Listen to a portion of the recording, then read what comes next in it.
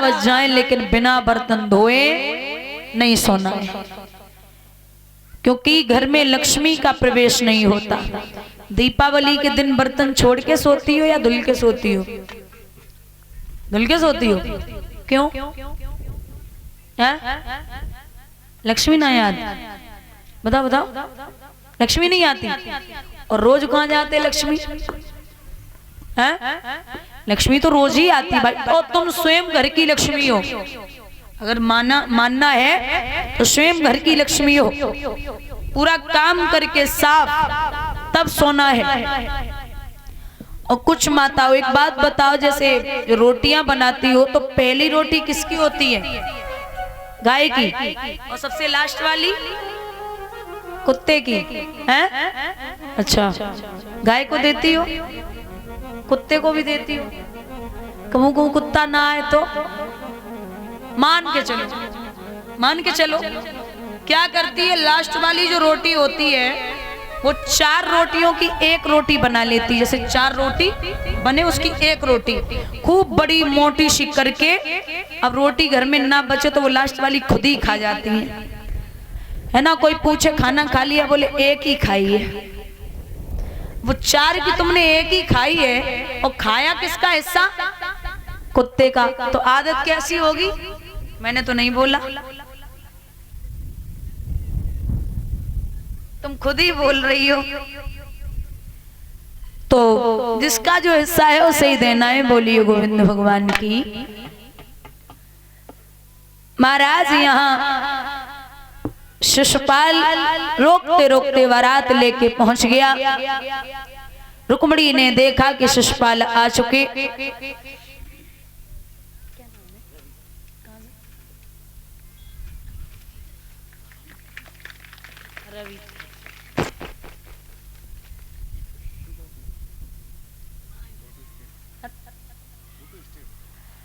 बोले महाराज ये बारात लेके जब पहुंचे उसी समय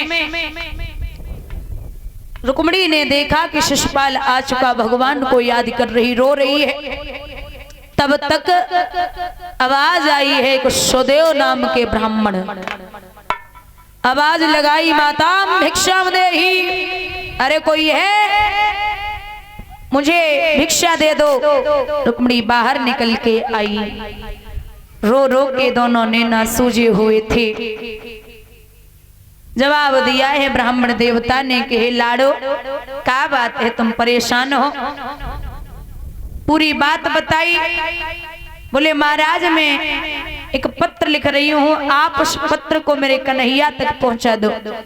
ब्राह्मण बोले अरे ओ पगली, यहाँ से 750 कोस द्वारिका है, मैं पैदल नहीं चल पाऊंगा क्योंकि मैं बहुत बूढ़ा हूँ।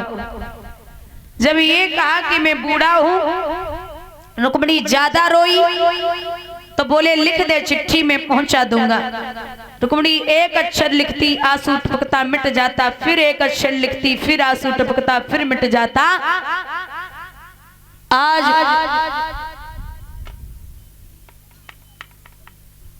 रुक्मणी लिख रही है,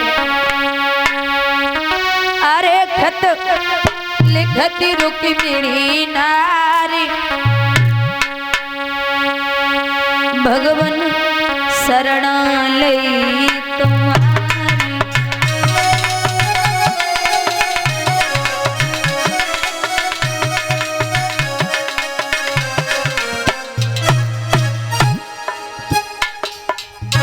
अरे खत लिखती रुक्मिणी नारी, माधव शरणालय तुम्हारी।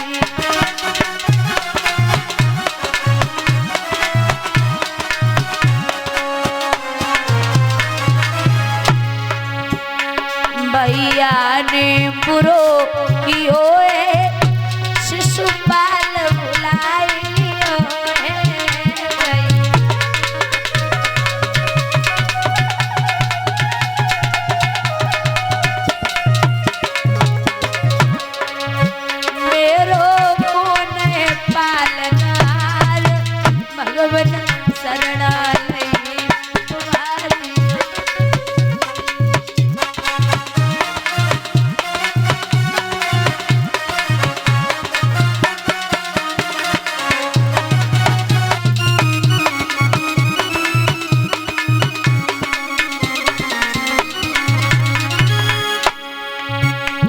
जो आए प्रभु दर्शन देते और हमको अपना लेते।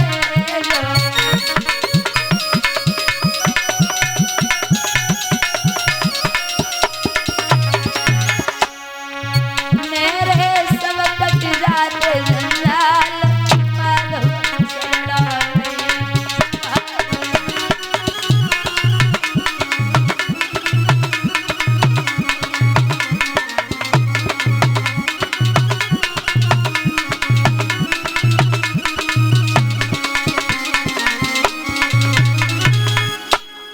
जवाब दिया।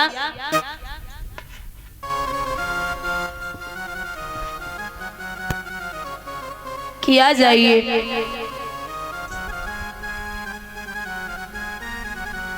पत्र लिखा, पत्र ब्राह्मण को पकड़ाया, बेचैन है, प्रभु को याद कर रही है। आइए कृष्ण, आइए कृष्ण। एक बात बता दें महाराज, आप पूरे जीवन कुछ भी करें, कितना भी धर्म कर्म सत्य जो भी सब अपना लो, लेकिन जब तक कृष्ण नहीं है जिंदगी में तब तक कुछ भी नहीं है। एक उदाहरण है, बहुत ध्यान से सुनना। एक किसान थे, उन किसान के 2 बेटे थे और 1 बिटिया थी। किसान ने कहा था कि जो मेरे जायदाद होगी उसका आधा हिस्सा मेरे बड़े बेटे को, 1/4 का हिस्सा मेरे छोटे बेटे को और 5वां हिस्सा मेरी बिटिया को देना है जब मैं मर जाऊं। सबने माना। अच्छा, कुछ समय बाद किसान चल बसे तो पता लगाया गया कि जायदाद में है क्या। तो महाराज जायदाद में कुल 19 ऊंट निकले। कितने? 19 ऊंट निकले। अब पंचायत बुलाई गई, बोले बंटवारा होगा, बंटवारा करिए। पंचायत 1 दिन चली, 2 दिन चली, 3 दिन चली, 4 दिन चली, लेकिन एक आदमी बोला एक काम करो, 1 ऊंट बेच दो, 18 रह जाए, उनका हिस्सा बांट कर लो। बोले नहीं, बाप की जायदाद है, हिस्सा पूरा पूरा होगा। अब 19 ऊंटों का बंटवारा कैसे हो जाए? तो एक व्यक्ति एक ऊंट हाथ में लेकर के निकल रहे थे। ऊंट लेकर के निकले तो बोले क्या बात है, ये भीड़ भाड़ कैसी? बोले भैया 19 ऊंटों का बंटवारा नहीं। बोले ये जो खत्म हो गए ना, ये मेरे मित्र थे, एक काम करो 19 तुम्हारे एक हमारे शामिल कर लो। कितने है गए? 20। अब 20 के आधे करो, कितने भाई? 10 ऊंट दे दिए बड़े बेटे को। अब बोले महाराज 1/4 हिस्सा देना है छोटे बेटे को। तो बोले ठीक है, अब एक काम करो 20 का 1/4 तो 4 पंचे 20। बोले 5 ऊंट दे दिए छोटे बेटे को। अब 5वां हिस्सा बिटिया को देना है, तो 5 चौकू बोले 4 ऊंट हिस्से में पड़े, वो दे दिए बेटी को। अब 10 बड़े बेटे को, 5 छोटे बेटे को और 4 बिटिया को। कितने हैं गए?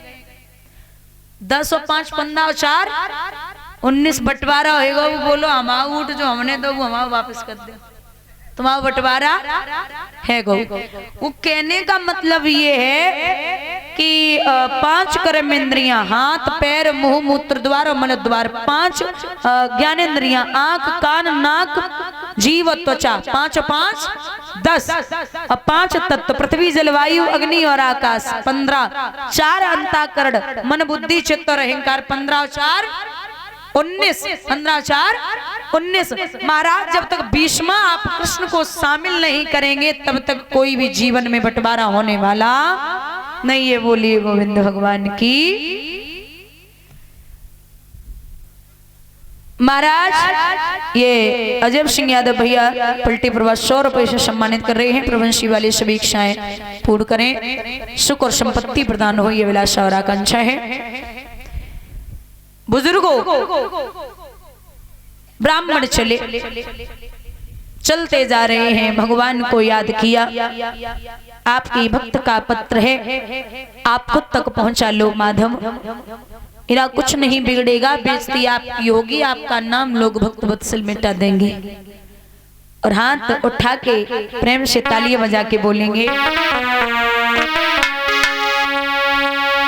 बोले हैं, पंछी ले जा रे संदेश मेरे श्याम पिया के देश, पंछी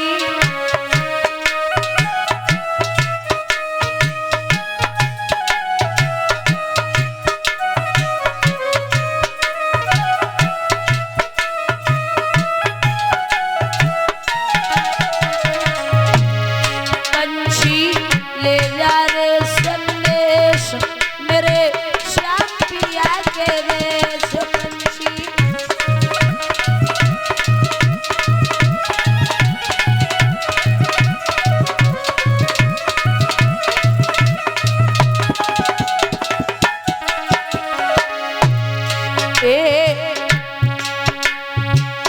चिट्ठी में सब कुछ लिख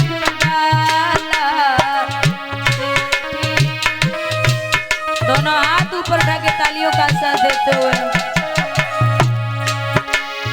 बचा न कुछ भी शेष, पंछी ले जा रे संदेश मेरे श्याम पिया के देश, पंछी हरि बोल।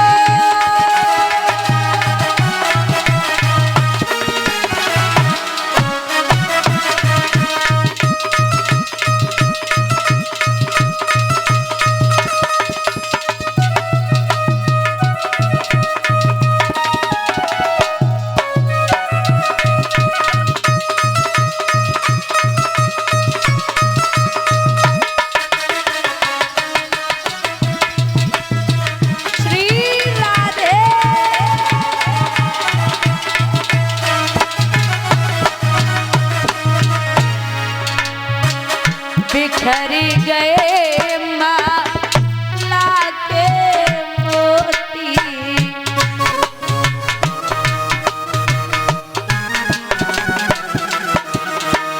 टूटी बिखर गए माला के मोती, सूखी गई ने ज्योति,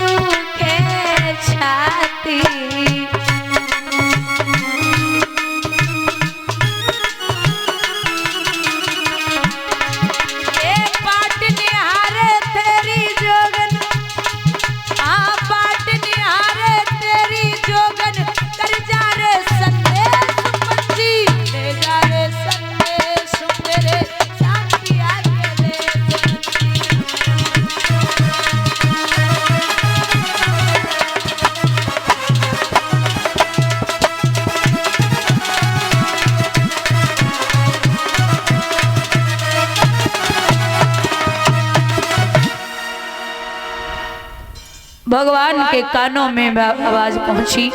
प्रभु ने पार्षदों के द्वारा उठवा लिया और ये रवि भैया इसी गांव से माल्यार्पण कर रहे हैं। भगवान सुख और संपत्ति प्रदान करें। गोविंद माला माल बनाए रखे। कान्हा जी का आशीर्वाद बना रहे, ये अभिलाषा और आकांक्षा है गोविंद से। भैया पंडित जी पहुंचे, सबसे पूछत डोल रहे हैं प्रभु के महल कहाँ हैं? तो बोले जाओ, सबसे ऊंचे महल बने हैं वो कृष्ण के हैं, जाए के पत्र चरण पे डालो। बैठ गए। भगवान बोले थोड़ा आप उठेंगे? बिल्कुल उठूंगा। बोले काम करना है आपको, मैं जानता हूं पत्र लेके आए हो, लेकिन अब मैं आपको इधर से अगर जाने दिया तो गड़बड़ हो जाएगा। दादा बाद में भेजेंगे नहीं, आपको छोड़ने के बहाने में इधर से जा सकता हूं। आप चलो, बैठो, खांसो, फिर उठो, फिर चलो, फिर बैठो, फिर खांसो। दादा सोचेंगे ब्राह्मण बूढ़े बेटे से तुम्हें छोड़े आए होते से रुक्मणी को ले आए। ठीक है। अब ब्राह्मण चले, बैठे, उठे, फिर खांसन लगे, फिर उठे, फिर चले, फिर बैठे, फिर खांसन लगे। मलदाऊ बोले जाओ कन्हैया ब्राह्मण बूढ़े ने छोड़ के आओ, और हाँ जल्दी आना वापस, कहीं रुकना नहीं है। बोले ठीक है, अब भी आता हूं। ब्राह्मण को बैठायो, और जब बैठायो, जब तक द्वारिका में रथ रहो तो धीरे धीरे बाहर निकलो। आकाश में उड़ने लगा। पंडित जी ऊपर तो नीचे देख रहे और विचार कर रहे, अगर गिर पड़े तो हड्डी पसली मिलेगी ना। और ये प्रभु अगर आज हीरा के फंदा तो छुटे गए तो जिंदगी में परिवे वाले नहीं। बहुत बेचैन पंडित जी। रुक्मणी वहां पहुंची, विचार कर रही, जने पहुंचे हुए हैं जन ना आए, जने पहुंचे हुए हैं जन ना आए। तब तक पहुंचे, आए गए, हाँ आए गए। प्रभु कहाँ है? बोले जाओ, चुपचाप जाना, रथ मंदिर के पीछे खड़ा है, अकेला है। और कृष्ण अकेले ही आए।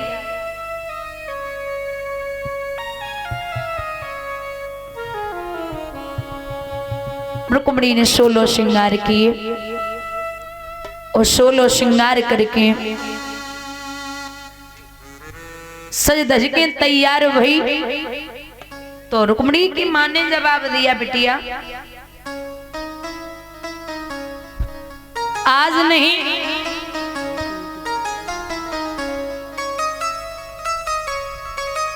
कल विदा होगी, तू आज क्यों रो रही है? रुक्मणी ने जवाब दिया, बिटिया आज ही जा रही है, जय मान ले मैया। ऐसे कैसे मान लूं, कल जाएगी? बोले नहीं मैया जय समझ ले, आज ही जा रही है। रुक्मणी